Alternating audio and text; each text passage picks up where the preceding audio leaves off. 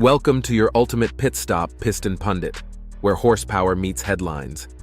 In a surprise maneuver, Canada and Mexico are drafting a joint game plan to counter Donald Trump's push to rewind NAFTA's legacy.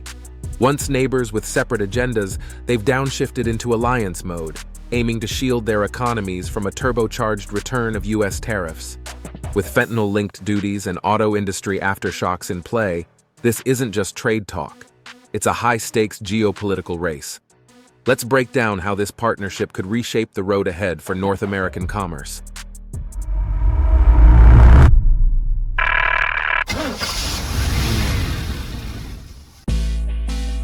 Reigniting NAFTA's engine, the trade deal that keeps coming back.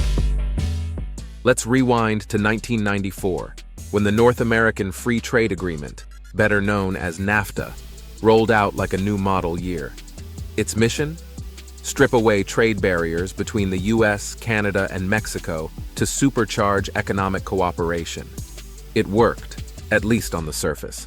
Supply chains got integrated tighter than a timing belt, cross-border industries blossomed, and trade figures redlined in all the right ways. But not everyone was impressed. Critics in the US blamed NAFTA for outsourced jobs, shuttered factories, and wage stagnation. Donald Trump, ever the trade warrior, made dismantling NAFTA part of his 2016 campaign ignition sequence. By 2020, his administration had replaced it with the USMCA, a turbocharged update with new labor and environmental specs, and a few added perks for US farmers and manufacturers. Now it's 2025, and Trump's political comeback comes with a familiar growl. He's threatening to tear up USMCA like worn brake pads, reigniting concerns over trade stability. But this time, Canada and Mexico aren't just riding in the passenger seat. They're taking the wheel. And with the road ahead turning rough, the two countries are choosing collaboration over collision. Canada and Mexico shift into unity mode. In response to the latest round of Trump-driven tariffs, our northern and southern neighbors aren't just holding hands, they're forming a full-on strategic pit crew. Their objective? Protect their economies before the U.S. slaps on more duties than a heavy-duty dually. Under the current setup, USMCA still offers some protective coding. Trump's 10% baseline global tariff, introduced in April 2025, technically spares Canada and Mexico. But here's the fine print. Many of their exports are already weighed down by older 25% duties linked to the fentanyl trade. And the auto industry? It's in Trump's crosshairs once again. To defend their sectors, Canadian PM Mark Carney and Mexican President Claudia Sheinbaum are syncing strategies like dual-clutch transmissions. The two leaders are already hosting bilateral trade talks, back-channel negotiations, and high-octane policy forums. Carney's pledge to protect our workers and Sheinbaum's upcoming game plan reveal one thing. This isn't just reactive, it's a proactive defense lap. And they're not stopping at just weathering U.S. tariffs. They're exploring broader collaboration in agriculture, green energy, and tech. Anything to diversify beyond U.S. dependency. Think of it as building a multi-fuel engine for their economies. But while this alliance revs up, the man behind the pressure pedal isn't letting off the gas. Before we delve deeper, do us a favor and smash that like and subscribe button. This helps us reach more auto enthusiasts just like you. Now, let's shift gears and steer towards our next point. Trump's tariff tactics, unleashing economic whiplash. Trump's April 2025 tariff rollout wasn't just a policy move, it was political performance art. With tariffs revving up between 10% and 54% on a laundry list of countries, including the EU, China, and South Korea, Trump framed it as correcting decades of unfair trade. Canada and Mexico surprisingly dodged the newest hits, but only because they were already bearing the brunt of older penalties. Here's where it gets dicey. Even USMCA-compliant goods are skating on thin ice. Energy exports from Canada now face a fresh 10% duty, and auto exports, engines, transmissions, EV batteries, you name it, are riding into increasingly uncertain territory. The White House made it clear. If Canada and Mexico don't handle the so-called fentanyl issue, they'll be hit with the full tariff payload. In classic Trump fashion, it's a blend of carrot, stick, and chaos.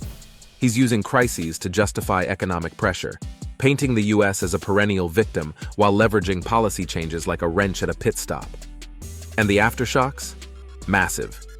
US, Canadian, and Mexican businesses alike are bracing for cost hikes, supply chain breakdowns, and retaliatory measures. While some US lawmakers rev Trump's engine with praise, others call the whole strategy a diplomatic wreck. Meanwhile, companies on both sides of the border are scouting for alternative trade routes, like off-roading to avoid a freeway pileup. And no one feels those shockwaves more than the North American auto industry. The auto industry hits a red line. When it comes to trade tremors, few sectors are feeling the shake quite like North America's automotive industry. For decades, automakers have run seamlessly across borders, taking advantage of tariff-free production under NAFTA and now the USMCA. But with fresh tariffs looming, that engine is starting to sputter. Trump's latest play includes a 25% tariff targeting foreign-built vehicles, a move that lands squarely on Canadian and Mexican assembly lines. But there's a twist in the timing chain. Only non-US content in Canadian-made vehicles will be taxed. Meanwhile, Mexico, the powerhouse of labor-intensive assembly, faces penalties for any slip-ups in USMCA compliance.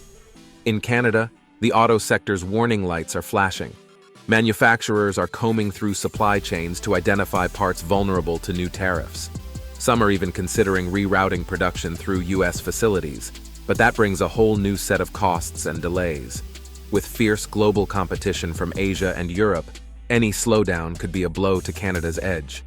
South of the border, Mexico's industrial hubs, like Guanajuato and Puebla, are equally uneasy. With the US market in flux, automakers are eyeing expansion into South America or pivoting toward domestic sales. In short, they're gearing up for a worst-case scenario. And let's not forget the American driver. Increased production costs could mean pricier vehicles, limited availability, and longer waits for new models. Ironically, the effort to reshore production might just jam the gears of the very system that kept US factories humming.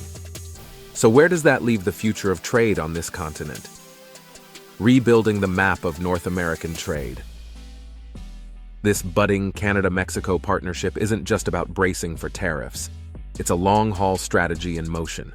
Together, they're aiming to stabilize their economies, counteract policy turbulence from the US, and rewrite the rulebook for regional trade. Rather than waiting for Washington to course-correct, both countries are shifting lanes, forming deeper ties with Europe, Asia-Pacific partners, and economic blocs like Mercosur and CPTPP. These aren't quick fixes, but they lay down new routes for exports and investment that don't rely on US goodwill.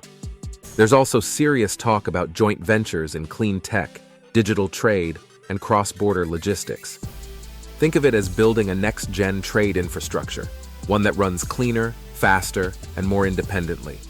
With a combined GDP and consumer base that rivals many global regions, Canada and Mexico are no longer just sidekicks in the North American trade saga. They're potential co-leads. And while US politics remain divided and dramatic, the quiet strength of this alliance could win favor with global investors looking for more predictable roads ahead. Which leads us to the big question. Final lap. Can this trade duo go the distance? So here we are. Two neighbors revving in unison against a wave of economic unpredictability. Canada and Mexico's evolving alliance is more than a political statement. It's a blueprint for weathering uncertainty. If they can stay aligned, diversify trade partners, and protect cornerstone industries like auto manufacturing, they could very well steer North American trade in a new direction. And that brings us to you. Do you think Canada and Mexico's unity can actually outmaneuver US pressure? Will this tariff strategy boost American manufacturing or break the supply chain altogether? Could this shift open new markets for automakers or stall production across the board? Is the US playing the long game or just revving for political points? And finally, how do you think this will affect your next car purchase? We'd love to hear your take in the comments, especially if you work in auto manufacturing or follow the trade space. Your experiences and insights fuel our discussions here. Make sure to subscribe to Piston Pundit, your ultimate pit stop for vehicle updates, industry breakdowns, and the stories that drive the automotive world. Thanks for watching, and we'll see you in the next video. You can now check out any of the videos on the screen. There's plenty more to explore.